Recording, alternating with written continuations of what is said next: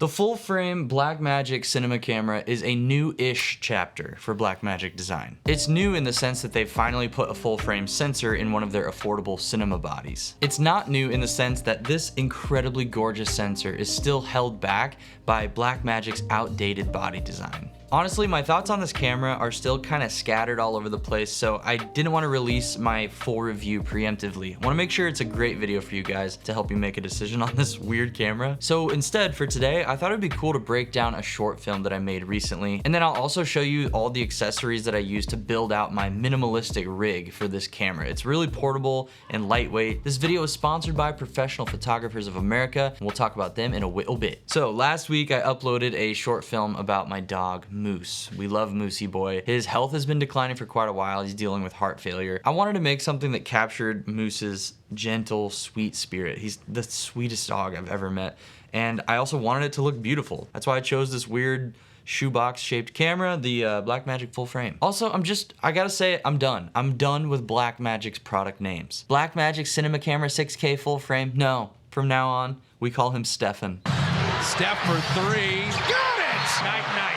The closer. Okay, Stefan, let's have a good day. All right, so let's go over some solo shooting challenges that I discovered. The first one was setting up the frame, the exposure, and the focus by myself, because we full manual with this thing, baby. We're driving a 5-speed. It's not too bad finding a frame that you like. You kind of just look around and pick something that you think looks pretty, and you kind of have to imagine your subject, which was me and my dog, in that frame already. So there's a little bit of imagination that has to go into it. You don't get a test subject to go stand in for you. The most frustrating part is getting focus. If you're gonna be in the frame and you're also solo shooting, you have to kind of judge where you're gonna be and pick an object kind of close to it. It reminds me of my old days filming with the GH5, where I had to kind of pick something that was gonna be close to me, set the focus to that. Dude, autofocus is so dumb, dude. Look how, ew, boring. It's just always working perfectly and it makes my life so much easier. Stupid. Honestly, a lot of these problems could be alleviated if the camera had some sort of flip out design with the screen.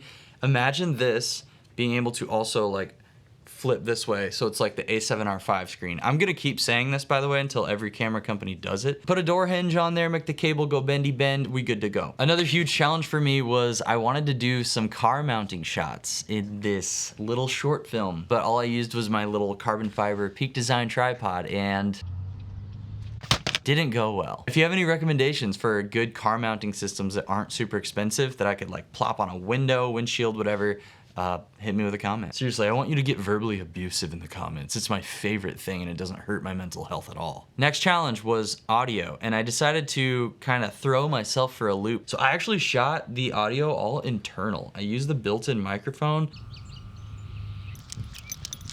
And honestly, it sounds a lot better than most cameras out there. The short film was a mix of the internal audio that I captured and some sound design elements that I got from Soundly.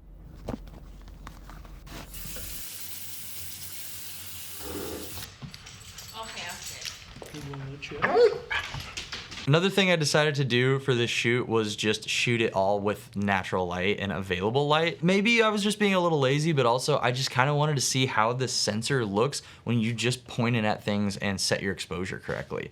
And I just feel like this camera makes everything look like a freaking movie. I don't know.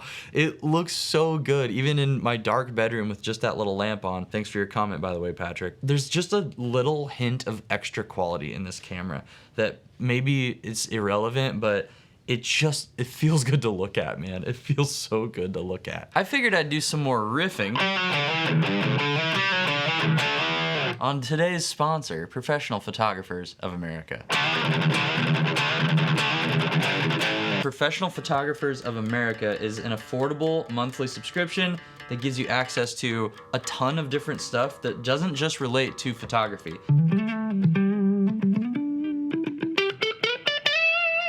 I mean, straight up, they just have so many different resources. Like, you can make your own brochures through their digital assets. You can make price lists.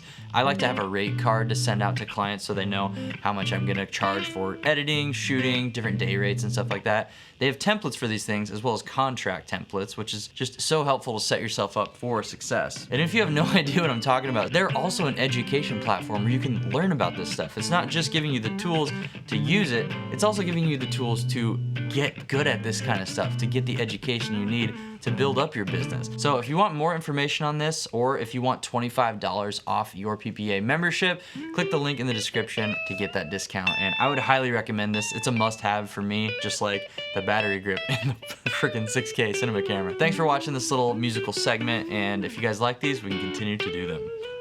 Actually, I'm probably gonna do it anyway because I like doing it, so. Good riffing, Zach, from the guitar world. Let's break this rig apart really quick. We have the camera body here. If you're offended by seeing the sensor, then go ahead and frick off. Wow, thumbnail action. Battery life is absolutely atrocious, but that's where you put a battery in. But you can put one in here like this. Blackmagic makes a 6K Pro battery grip. So I got this one from a buddy used for like 70 bucks. I would suggest trying to find one used on eBay or Facebook or something. For me, this is a must have. I will not film without this because the battery life is that bad. What you do is plug in, and then you just screw this one little thread together, and now your setup looks like this. So it's kind of cool. You can shoot vertical content, and the UI of this camera will flip vertical with you, but also it just kind of beefs out the camera in a nice way, and it gives you a lot better battery life. Now, there is one weird caveat with this. On the back part of the screen, you usually have one battery meter for that solo battery that lives in there. When you put this grip on, it gives you two more little battery readings. It doesn't make the whole battery grip and internal battery one source of power. It's three individual ones. I wish they would make a grip that's like, just has a big battery in it or something. I don't know. It's not the end of the world though, because you do get 3 times as much recording time with 3 batteries, because you can pull out this little guy here, and you can see this is just a pretty crappy plastic tray that holds 2 more of those little MPF style batteries. There are other options out there, like those big V-mount styles that sit on the bottom of the camera. I think it looks kind of goofy, but it might be better.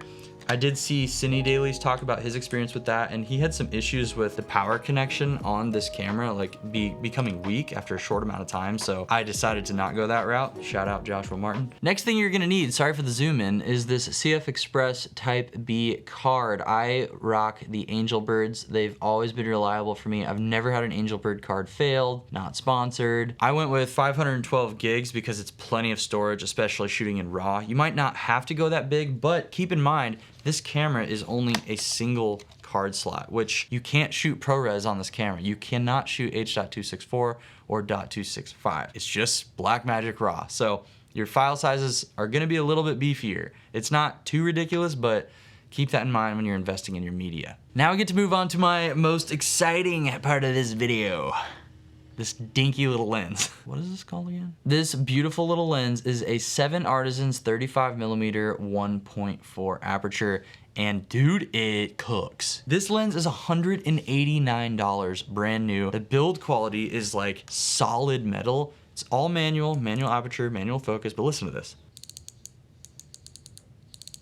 I haven't done like super thorough pixel peeping tests, but just from the footage I got from the little short film that I did with Moose, it looks amazing to me. It looks beautiful. It's got like a nice softness. Some of the flares seem kind of cool too. I did notice that it has some aberrations. You can see the like purple aberrations from this shot right here. That kind of stuff doesn't bother me too much because I like imperfections and character in lenses. I don't like the super clinical look. It's $189. It covers full frame. It's L mount. Look how tiny and minimal this is. But there's one final piece to the puzzle, and that is VNDs. So what I had to do was get a little step-up ring. This lens is really small, so it has a 52mm filter thread. What I did was I got a 52 to 82. Now for a filter thread tutorial. Take your camera lens, put filter on top, screw it on.